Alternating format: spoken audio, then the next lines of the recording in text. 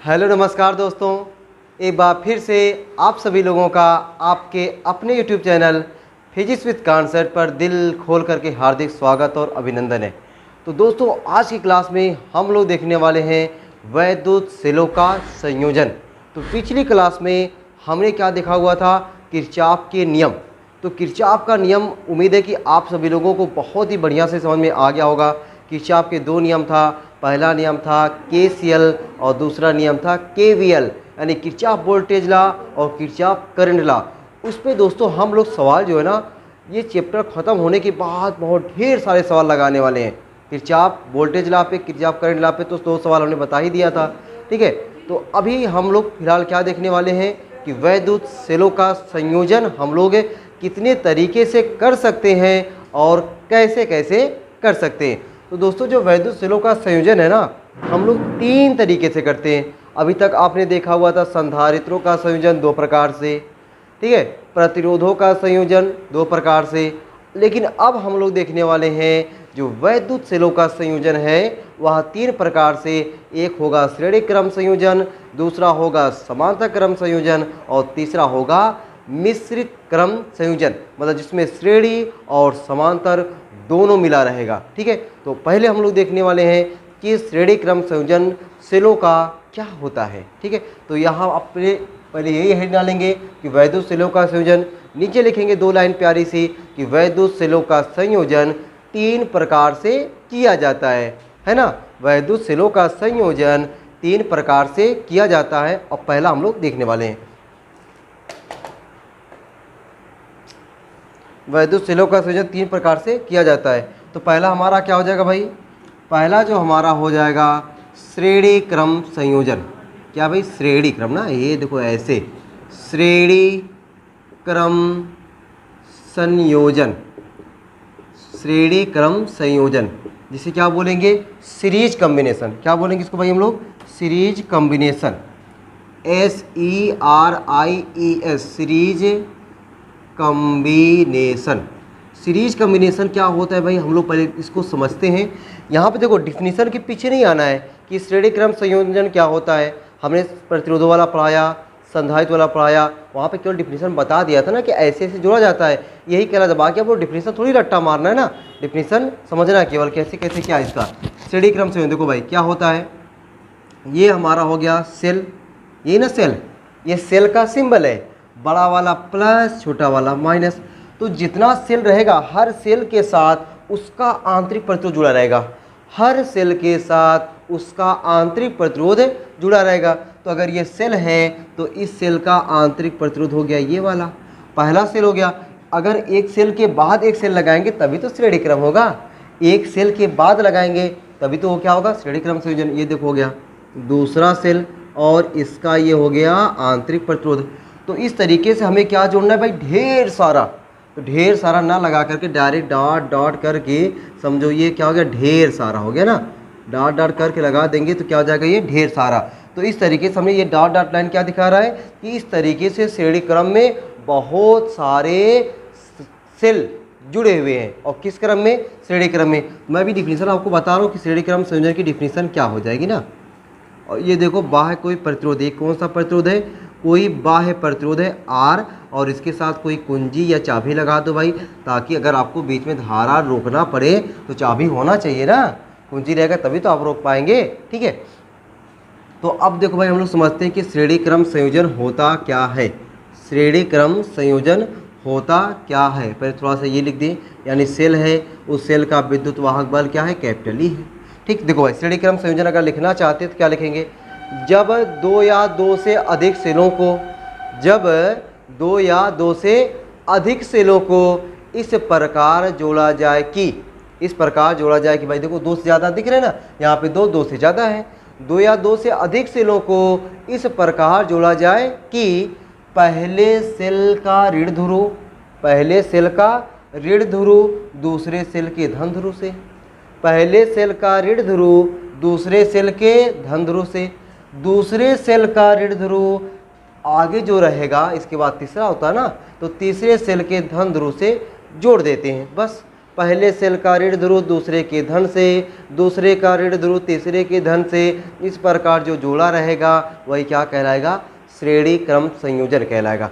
तो अगर इच्छा है इतनी तो लिख सकते हैं, और नहीं लिखेंगे तब भी कोई दिक्कत नहीं है ना, तब भी कोई दिक्कत नहीं है। उसके बाद देखो हम लोग क्या करेंगे, अब इसके बारे में थोड़ा सा लिख देंगे कि जो हमने यहाँ पे सेल लिया हुआ है, जो हमने सेल लिया है, कितने सेल लिए हैं, यहाँ से तक ढेर सारा, तो ढेर सारे से बोल देंगे। तो मान लेते ढेर सारा जो है स्मॉल n है, मतलब हमने कितना सेल लिया भाई, n सेल लिया हुआ है, ठीक ना।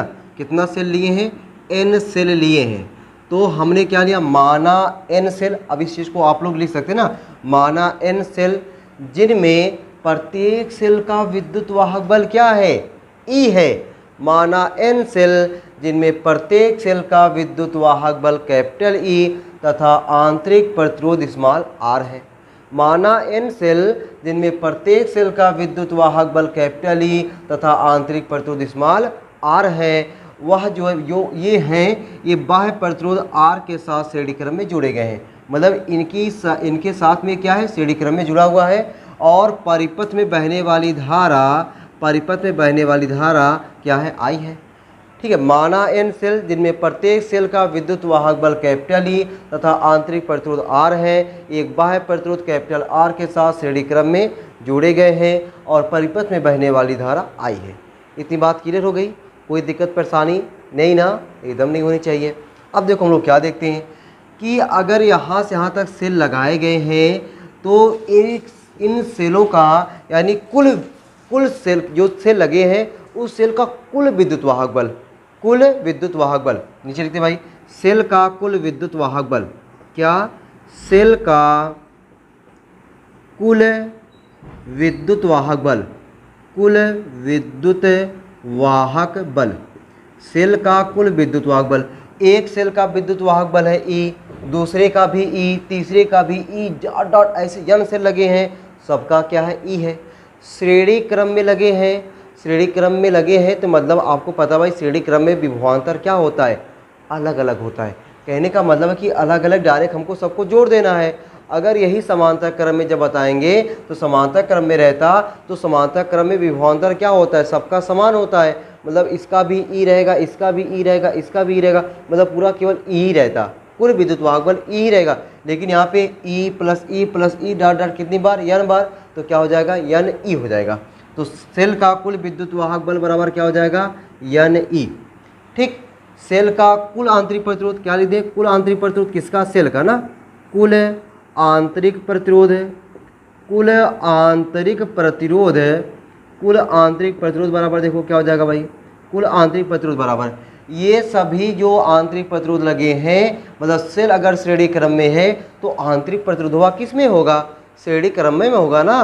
तो ये आंतरिक प्रतिरोध किस में है, श्रेणी क्रम में है। और श्रेणी क्रम वाला आपने फार्मूला पढ़ा है कि R बराबर R1 plus R2 plus R3 dot dot चला जाता है ना। तो यहाँ पे n तक है, तो R प्लस डॉट डॉट कहाँ तक, n तक। भाई n तक जोड़ोगे क्या हो जाएगा, n R हो जाएगा। ये आ गया आपका कुल आंतरिक प्रतिरोध, ये क्या आ गया, कुल आंतरिक प्रतिरोध। और हमको चाहिए का, परिपथ का पूरा प्रतिरोध चाहिए। हमको क्या चाहिए, परिपथ का पूरा प्रतिरोध चाहिए। तो क्या लिख देंगे, परिपथ का कुल प्रतिरोध। क्या लिख दे भाई, परिपथ का कुल प्रतिरोध, परिपथ का कुल प्रतिरोध। आंतरिक प्रतिरोध कुल कितना आया है, n R, बाहर वाला कितना है, R है। तो क्या हो जाएगा, n R प्लस बड़का R। तो क्या हो गया, परिपथ का कुल प्रतिरोध n R प्लस R। ठीक है, परिपथ का कुल विद्युत वाहक बल n E। अब हम निकाल सकते हैं कि परिपथ में धारा कितनी है। ठीक है, तो नीचे एक लाइन लिखेंगे, यदि परिपथ में धारा I हो, यदि परिपथ में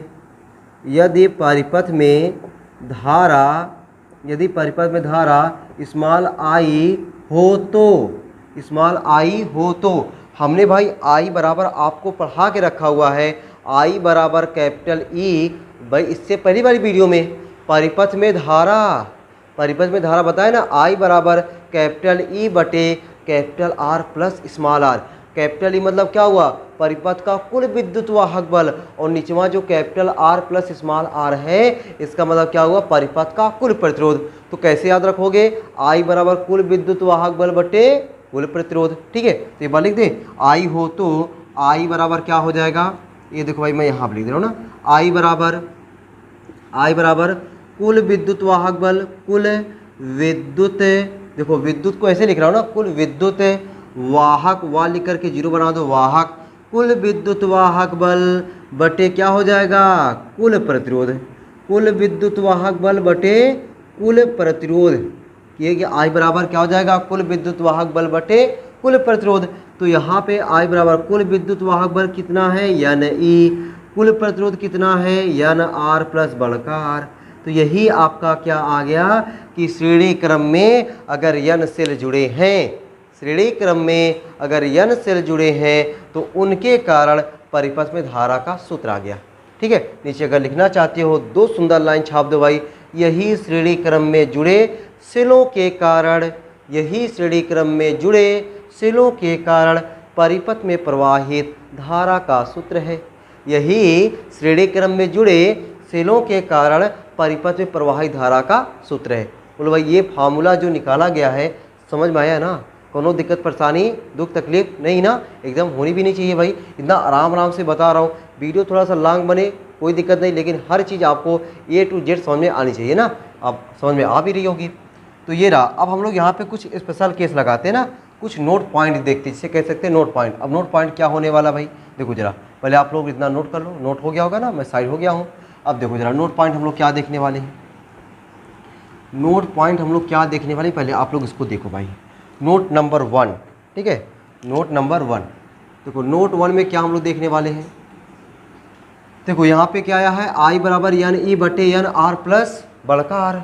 यदि, ठीक है, यदि क्या भाई, यदि जो कैपिटल आर है वह क्या है, बहुतय बड़ा है, कैपिटल आर जो है वह क्या है, बहुतय बड़ा है, किससे, यन आर से, मतलब जितने आंतरिक प्रतिरोध लगाए गए हैं उनकी तुलना में जो बाह्य प्रतिरोध है क्या है, बहुतय बड़ा है। अगर बहुतय बड़ा है तब, ठीक है, यदि इतना हो तब देखो भाई, अच्छा बहुत बड़ी चीज़ के आगे बहुत छोटी चीज़ को जीरो मान लेते हैं, बहुत छोटी चीज़ को जीरो मान लेते हैं, तो जीरो मान लेंगे तो आई बराबर क्या हो जाएगा, यन ई बटा आर। इसको मैं लिख सकता हूँ आई बराबर यन ई बटा आर। अब देखो भाई ये चीज़ क्या दिखा रहा है, आई बराबर यन ई बटा आर क्या दिखा रहा है, कि ये दिखा रहा है कि अगर आप श्रेणी क्रम में यन सेल लगाते हैं तो उनसे उतनी धारा मिलेगी, मतलब जितने एक सेल से धारा मिलती उनका यन गुना, देखो एक सेल से प्राप्त धारा की यन गुनी है, एक सेल से ई बटा आर क्या है, एक सेल से प्राप्त धारा, अगवा यन लगा है मतलब यन गुनी, तो क्या लिख सकते हैं भाई, अतः इस स्थिति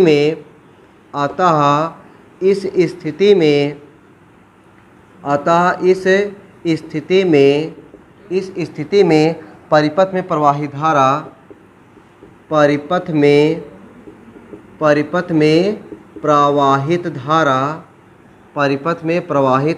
धारा एक सेल से प्राप्त धारा की यन गुनी होती है, एक सेल से प्राप्त धारा की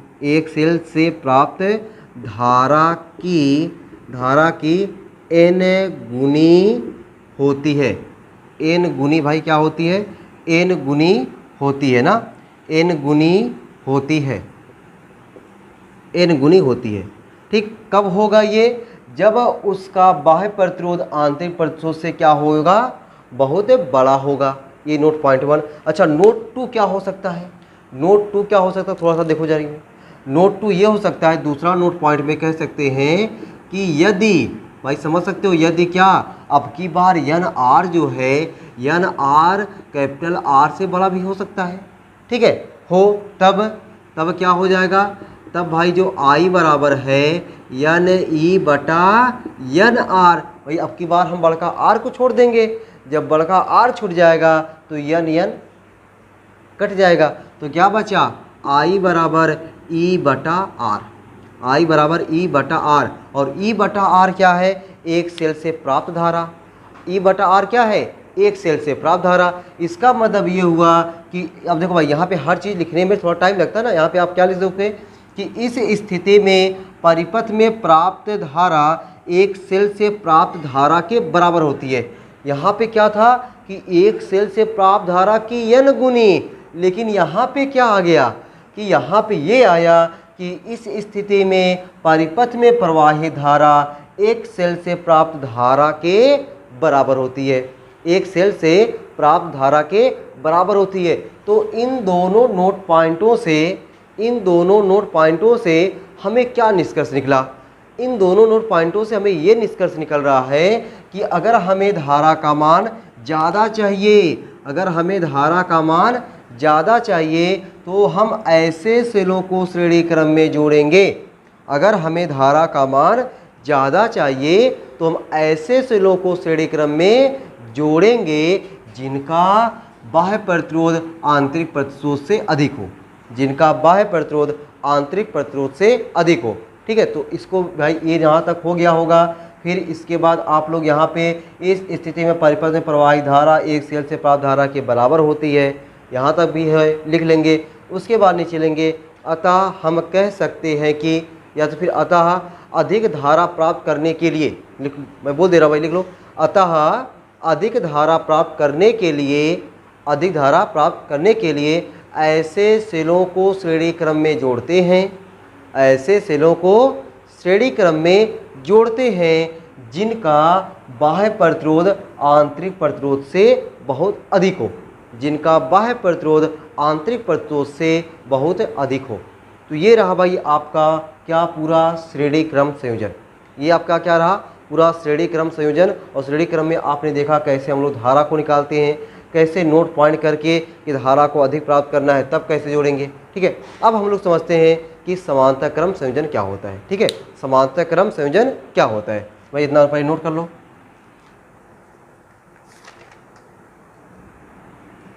ठीक है भाई, इतना सबका नोट हो गया होगा। अब हम हेडिंग डालते हैं कि क्या, समांतर क्रम संयोजन। ठीक है, तो हेडिंग हमारा क्या हो जाएगा भाई, समांतर क्रम संयोजन। अब समांतर क्रम संयोजन को भी हम लोग समझ लेते भाई। अच्छा, समांतर क्रम संयोजन में ना हम लोग दो तरीके से जोड़ते हैं, ठीक ना, समांतर क्रम संयोजन। तो हेडिंग पहले हमारा रहेगा क्या, कि समांतर क्रम संयोजन, समांतर क्रम संयोजन, जिसे क्या बोलते हैं, parallel combination, PARALLEL, parallel combination, parallel combination. अच्छा, अब पैरेलल कॉम्बिनेशन में पहला हमको देखना है जब सभी सेल एक जैसे हों, मतलब जो सेल हम जोड़ेंगे ना सभी सेलों का विद्युत वाहक बल क्या हो, एक जैसा हो, यानी ठीक ना, जब सभी सेल एक जैसे हों, जब सभी सेल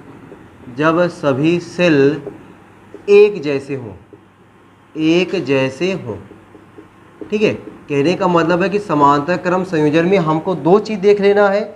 एक बार जब सभी सेलों का जब सभी सेल कैसे हो, एक जैसे हो, और जब सभी सेल क्या हो, अलग अलग हो, है ना। एक बार सेल क्या हो, एक जैसे हो, एक बार सेल अलग अलग हो। दो चीज़ों में हम लोग इसको बांट करके समझ लेते भाई। अब देखो यहाँ पे क्या है, जब सभी सेल एक जैसे हो, तो इसका फिगर कैसे बन जाएगा, पहले हम लोग फिगर देख लेते हैं। देखो भाई, ये हमारा हो गया पहला सेल, देखो मैं फिगर यहाँ बना रहा हूँ, ये होगा प्लस, ये हुआ माइनस, ये बन गया सेल। अब सेल के साथ उसका क्या जुड़ा रहेगा, आंतरिक प्रतिरोध। ये हुआ दूसरा सेल, ये हुआ उसका मतलब ये हुआ सेल हो गया ना, ये सेल हो गया। अब इस सेल के साथ उसका ये क्या हो गया, आंतरिक प्रतिरोध हो गया। ठीक, अच्छा, तो समांतर क्रम में ये है ना, तो हमें दो से ज़्यादा लेना है, मतलब दो से ज़्यादा यम तक ले सकते हैं, यन तक ले सकते हैं। समझो कि मैं यन तक ना बना करके ये समझो कि ये डॉट डॉट लाइन समझ सकते हो। ठीक है, डॉट डॉट लाइन, और यहाँ पर हो गया ये यन वाला। ठीक है, डॉट डॉट लाइन मतलब क्या, झुआ भर बनाए ना, झुआ भर बनाने से बढ़िया है कि हम 3 बना दें और यहाँ पे डॉट डॉट लाइन लगा दें। तो इससे आपको समझ में ये आ जाएगा कि हमने जो है जो सेल लिया हुआ है, ढेर सारा सेल लिया हुआ है। अब ये भाई हमारा समांतर क्रम में कब कहलाता है, जब सभी सेलों का एक सिरा, ठीक है, एक सिरा यानी प्लस सिरा एक बिंदु से, सभी सेलों का प्लस सिरा एक बिंदु से, और सभी सेलों का जो माइनस सिरा हो वह क्या हो, एक बिंदु से जुड़ा हो, तो इस प्रकार के संयोजन को क्या कहते हैं, समांतर क्रम संयोजन कहते हैं। और ये बगल ये क्या है, ये आपका बाह्य प्रतिरोध है, ये आपका बाह्य प्रतिरोध है। यहाँ पे कोनो कुंजा लगा दो भाई, तो ये आपका हो गया समांतर क्रम संयोजन। ठीक है, ये तो पहले आपका फिगर बनेगा। ठीक है, और सभी सेलों का विद्युत वाहक बल क्या है, एक जैसा है, तो एक जैसा इसीलिए कैपिटल ई। जब सेल का विद्युत वाहक बल एक जैसा होगा तो सभी सेलों का आंतरिक प्रतिरोध वो भी क्या होगा, एक जैसा होगा। और सेल से धारा माइनस से प्लस की ओर बहती है। यहाँ पे देखो ऐसे आ गई धारा, ऐसे धारा ऐसे ऐसे चली गई। ठीक ना। तो पहले समांतर क्रम संयोजन की डिफिनीशन क्या लिख सकते हो, अगर लिखना चाहते हो तो समांतर क्रम की डिफिनीशन क्या लिख सकते हैं भाई, कि जब दो या दो से अधिक सेलों को, जब दो या दो से अधिक सेलों को इस प्रकार जोड़ा जाए कि, जब दो या दो से अधिक सेलों को इस प्रकार जोड़ा जाए कि प्रत्येक सेल का धन सिरा, प्रत्येक सेल का धन सिरा एक बिंदु से तथा प्रत्येक सेल का ऋण सिरा दूसरे बिंदु से जुड़ा हो, प्रत्येक सेल का धन सिरा एक बिंदु से तथा प्रत्येक सेल का ऋण सिरा दूसरे बिंदु से जुड़ा हो, तो इसे क्या कहते हैं, इस प्रकार के संयोजन को समांतर क्रम संयोजन कहते हैं। ठीक है, समांतर क्रम संयोजन कहते हैं। इतना लिखने के बाद अगर आपकी इच्छा है तो लिख सकते हैं, नहीं इच्छा तो कोई बात नहीं। ठीक ना, लेकिन लिख दोगे तो अच्छी बात है। अब नीचे देखो हम क्या लिख सकते हैं, ये फिगर के बारे में कि माना n सेल जिनमें प्रत्येक सेल का विद्युत वाहक बल कैपिटल ई तथा आंतरिक प्रतिरोध स्मॉल r है। माना n सेल जिनमें प्रत्येक सेल का विद्युत वाहक बल कैपिटल ई तथा आंतरिक प्रतिरोध स्मॉल r है, के साथ एक बाह्य प्रतिरोध कैपिटल R चित्रानुसार जोड़ा गया है, के साथ एक बाह्य प्रतिरोध कैपिटल R चित्रानुसार जोड़ा गया है।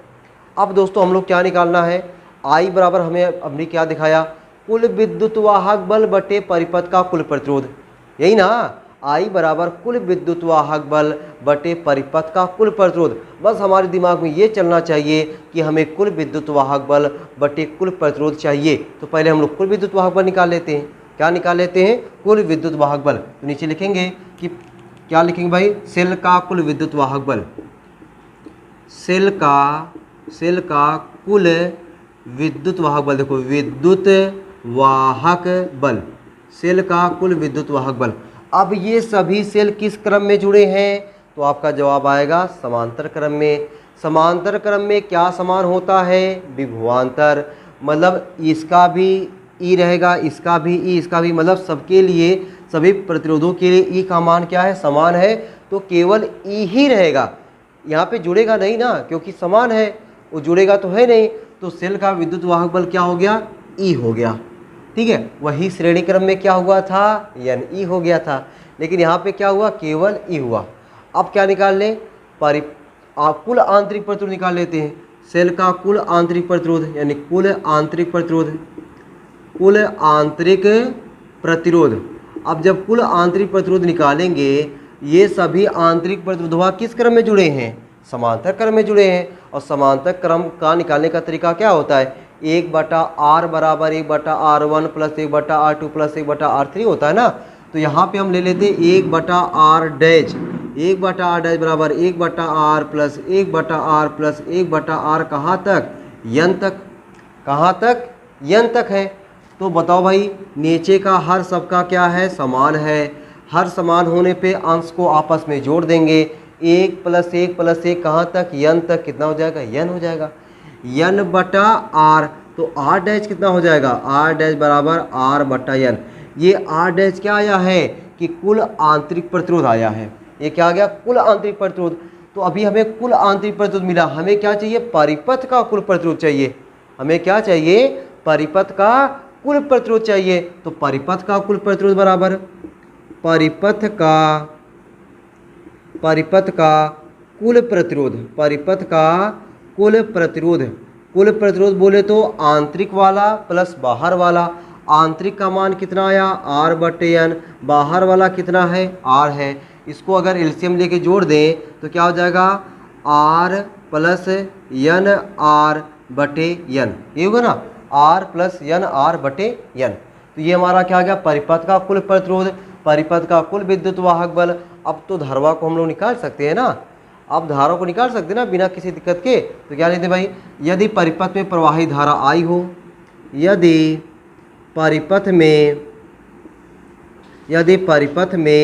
प्रवाहित धारा, यदि परिपथ में प्रवाहित धारा क्या हो, आई हो, आई, ये आई है, आई हो तो, आई हो तो आई बराबर क्या हो जाएगा, कुल विद्युत वाहक बल, क्या हो जाएगा, कुल विद्युत वाहक बल बटे क्या, परिपथ का कुल प्रतिरोध ना, परिपथ का कुल प्रतिरोध, परिपथ का कुल प्रतिरोध, परिपथ का कुल प्रतिरोध।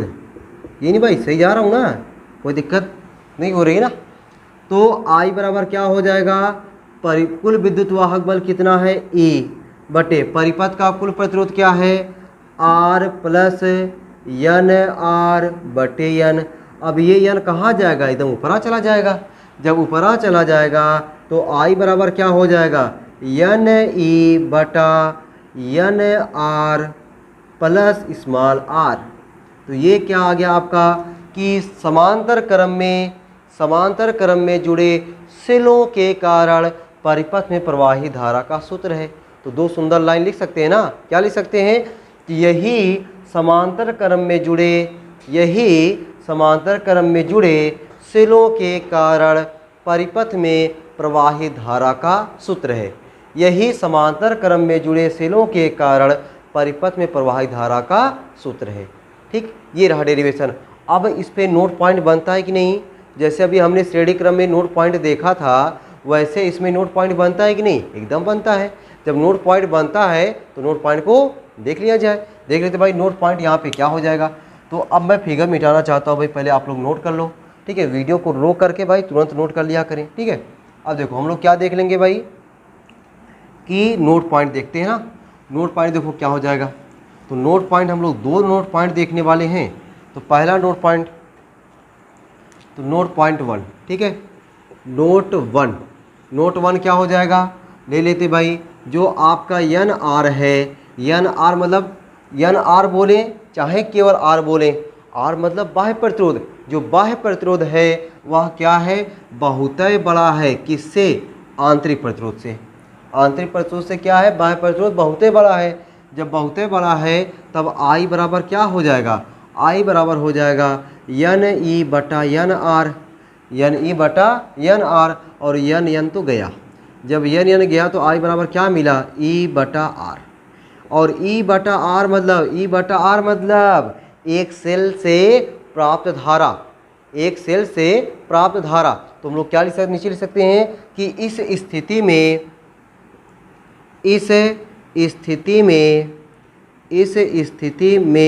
सेल से प्राप्त धारा, इस स्थिति में एन सेल, ऐसे लिख दे क्या, इस स्थिति में एन सेल से प्राप्त धारा, इस स्थिति में एन सेल से प्राप्त धारा भाई हमने यन सेल लगाया हुआ था, और यन सेल लगाने पर कितना धारा मिला, जितना एक सेल से मिल रहा है ना। इस स्थिति में एन सेल से प्राप्त धारा एक सेल से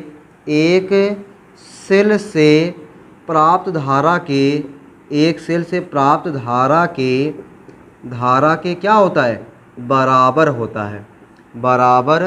होता है, ठीक है, बराबर होता है। ये बात क्लियर हो गया, ठीक। अब नोट 2 देख लेते भाई। नोट 2 हमारा क्या हो जाएगा, नोट 2 को हम लोग यहाँ पे देख लेते हैं, ठीक है। नोट 2 हम लोग यहाँ पे समझ लेते भाई। देखो नोट 2 हमारा क्या हो जाएगा, नोट 2 हमारा हो जाएगा कि नोट 2 में क्या हो जाएगा कि अब की बार जो यन आर है, या फिर ऐसे लिख दें कि जो स्मॉल आर है वह वेरी ग्रेटर देन हो जाएगा यन आर। मतलब जो छोटका आर है, छोटका आर मतलब आंतरिक प्रतिरोध का मनवा क्या हो जाए, बाह्य प्रतिरोध से बहुत ज़्यादा हो जाए, तब क्या हो जाएगा कि आई बराबर यन ई बटा आर, और यन ई बटा आर को यन ई बटा आर, और ई बटा आर का मतलब क्या है कि एक सेल से प्राप्त धारा, यन ई बटा आर का मान क्या है, एक सेल से प्राप्त धारा, और अगवा यन लग गया है, इसका मतलब क्या हुआ, यन गुनी हो गया। इसका मतलब क्या हुआ, यन गुनी हो गया। तो नीचे क्या लिख सकते हैं भाई, यहीं से देखो इस स्थिति में n सेल से प्राप्त धारा एक सेल से प्राप्त धारा की n गुनी होती है। बस कुछ नहीं करना है, उसमें एक n सेल से उतनी धारा मिली जितने एक सेल से मिलती है, और इसमें n सेल से प्राप्त धारा उतनी मिल रही है जितनी एक सेल से प्राप्त धारा की n गुनी हो रही है। ठीक है, बस यहीं से आपको लिख देना है कि इस स्थिति में n सेल से प्राप्त धारा एक सेल से प्राप्त धारा की n गुनी होती है। ठीक, अच्छा, अब इन दोनों बातों से हम ये निष्कर्ष निकाल सकते हैं कि हमको अधिक धारा कब मिलेगी। अधिक धारा देखो इसमें मिली है और कम धारा इसमें मिली है, तो कहने का मतलब है कि अधिक धारा प्राप्त करने के लिए ऐसे सेलों को समांतर क्रम में जोड़ते हैं। अधिक धारा प्राप्त करने के लिए ऐसे सेलों को समांतर क्रम में जोड़ते हैं जिनका आंतरिक प्रतिरोध बाह्य प्रतिरोध की अपेक्षा बहुत अधिक हो, जिनका आंतरिक प्रतिरोध बाह्य प्रतिरोध की अपेक्षा बहुत अधिक हो। तो ये बात अगर आपने लिखा, तो अगर लिखे होंगे, उसको देखे होंगे, तो आपको ये निष्कर्ष मिल रहा है कि जो श्रेणी क्रम में है उसका जस्ट उल्टा। श्रेणी क्रम में क्या था कि बाह्य प्रतिरोध का मान अधिक होता था धारा को अधिक प्राप्त करने के लिए, लेकिन समांतर क्रम में आपने क्या देखा कि हमें धारा अधिक चाहिए तो आंतरिक प्रतिरोध का मनवा क्या होना चाहिए, ज़्यादा होना चाहिए। क्या होना चाहिए, ज़्यादा होना चाहिए। तो इस तरीके से दोस्तों आज की क्लास में आपने क्या सीखा कि हम लोग सेलों का संयोजन जो है श्रेणी क्रम में कैसे करेंगे, समांतर क्रम में कैसे करेंगे, और समांतर क्रम में दो तरीके से जोड़ना था।